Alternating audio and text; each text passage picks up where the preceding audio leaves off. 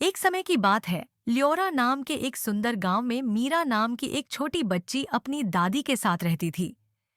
यह गांव हरियाली, खुशहाली और आनंद से भरा था। लेकिन एक समस्या थी। गांव में पानी की कमी थी। गांव के बुजुर्गों का कहना था कि बहुत साल पहले जंगल के बीचों बीच एक जादुई झील थी, जो कभी सूखती नहीं थी। लेकिन समय के साथ वह झील कहीं खो गई थी।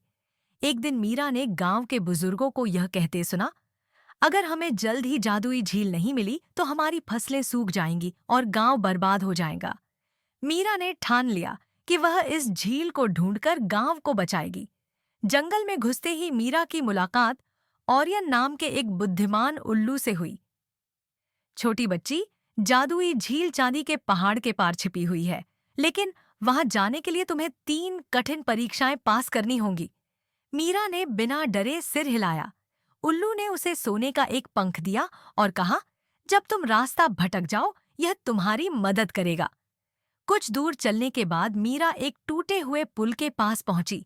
जैसे ही उसने पुल पर कदम रखा, चारों ओर से अजीब आवाजें आने लगी। तुम बहुत छोटी हो, तुम हार जाओगी, तुम्हारे अंदर ताकत नहीं है। मीरा डर गई, लेकिन उसने अपनी दादी की सिखाई बात याद की। अगर तुम खुद पर विश्वास रखोगी तो कोई डर तुम्हें हरा नहीं सकता।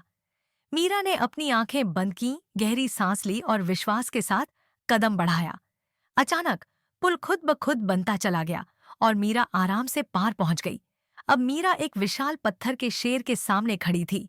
जैसे ही उसने आगे कदम बढ़ाया, शेर की आंखें चमक उठीं और वह दहाड़ते हुए बोला, कौन मेरी भूमि पर कदम रखता है?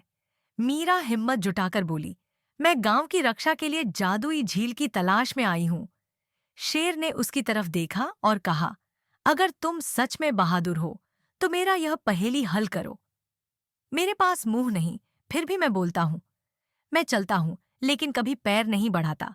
मेरे पास बिस्तर है, लेकिन मैं कभी सोता नहीं। मैं कौन हूँ? मीरा सोचने लगी।